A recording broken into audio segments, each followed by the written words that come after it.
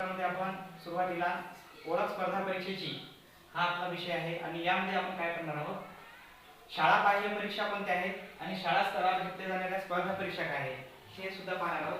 पण स्पर्धा परीक्षेचा एक विचार केला तर स्पर्धा परीक्षा ही केवळ एका विद्यार्थ्यापुरती मर्यादित असते का? नाही.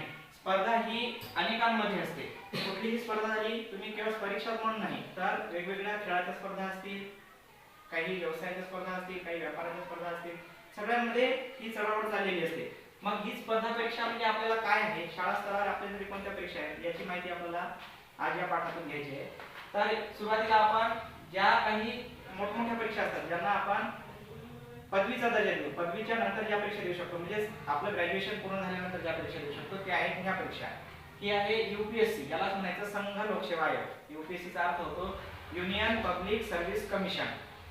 त्याच्यानंतर आहे राज्य लोकसेवा आयोग. याच्यामध्ये राज्याच्या वेगवेगळ्या लोकसेवा आयोगाची स्थापना झालेली आहे. आपल्या महाराष्ट्राचा आहे तो आहे एमपीएससी. महाराष्ट्राचा कोणता आहे आपल्या? एमपीएससी. मग या एमपीएससीचा फुल फॉर्म आहे महाराष्ट्र पब्लिक सर्व्हिस कमिशन. त्याच्यानंतर काही आहेत सरळ सेवा परीक्षा. यामध्ये आहे बँकिंग, रेल्वे, तलाठी भरती, ग्रामसेवक भरती, इतर काही अनेक परीक्षा आहेत. आता आपल्या शाळा स्तरावरच्या परीक्षा पहा. या शाळा स्तरावरील परीक्षेमध्ये महाराष्ट्र प्रज्ञाशोध परीक्षा दिलाच आपण एमटीएस, याला म्हणतो महाराष्ट्र टॅलेंट सर्च. त्यानंतर राष्ट्रीय प्रज्ञाशोध परीक्षा, याला म्हणतो आपण नॅशनल टॅलेंट सर्च. शिष्यवृत्ती परीक्षा ही आहे स्कॉलरशिप, वर्ग 5वी आणि 8वी साठी राबवण्यात येणारी शाळा स्तरावरील परीक्षा.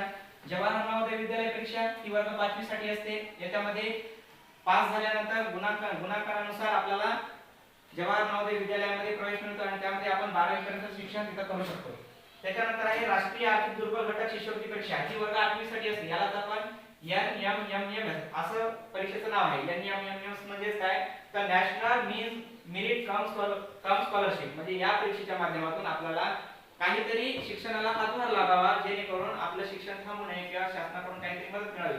मग या परीक्षेच्या माध्यमातून वर्ग 8वीच्या विद्यार्थ्यांना पास झाल्यानंतर मेरिटनुसार एक स्कॉलरशिप मिळत असते. ही स्कॉलरशिप वार्षिक 12,500 रुपयांची मिळते. किती रुपयांची मिळते? 12,500. म्हणजेच आपल्या शिक्षणामध्ये आपल्या शासनाचाही हातभार असावा यासाठी ह्या परीक्षा आपल्या शासन स्तरावर शाळा स्तरावर राबवल्या जातात. आणि ह्या परीक्षा आहेत यामधून आपण अधिकारी करू शकतो. वेगवेगळ्या पद्धतीने आपण आपल्या कामाला सुरुवात करू शकतो. याच्यामध्ये पहा शिक्षक भरती असेल, तलाठी भरती असेल, ग्रामसेवक भरती असेल, पोलीस भरती असेल, ह्या ज्या काही परीक्षा असतात ह्या सगळ्या कुठे येतात? सरळ सेवा भरती अंतर्गत येतात. सरळ सेवेच्या अंतर्गत येणाऱ्या परीक्षा ह्या फक्त एकच परीक्षा आणि डायरेक्ट निवड असते. सरळ सेवेची परीक्षा कशी असते? फक्त एक लेखी परीक्षा आणि त्यानंतर निवड. पण इथं लोकसेवा आयोगाच्या ज्या परीक्षा आहेत, संघ लोकसेवा आयोग असेल किंवा राज्य लोकसेवा आयोग असेल, यांच्या परीक्षा पूर्व, मुख्य आणि मुलाखत अशा 3 टप्प्यामध्ये होते. किती टप्प्यामध्ये? पूर्व, मुख्य आणि मुलाखत. पूर्व परीक्षेमध्ये पास झालेले उमेदवार मुख्य परीक्षेला जातात, मुख्य परीक्षेला पास झालेले उमेदवार मुलाखतीला जातात आणि मुलाखतीतून पास झालेल्या उमेदवारांची गुणानुक्रमे निवड होऊन त्यामध्ये त्यांचं कोणत्या पदावर निवड झाली हे जाहीर केले जाते आणि त्यामध्ये हे सर्व गोष्टी घडत असतात. आपल्याकडे येणारे प्रत्येक अधिकारी, तहसीलदार असतील, नायब तहसीलदार असतील, जिल्हाधिकारी असतील किंवा शिक्षण अधिकारी असतील, हे सगळे कुठून येतात?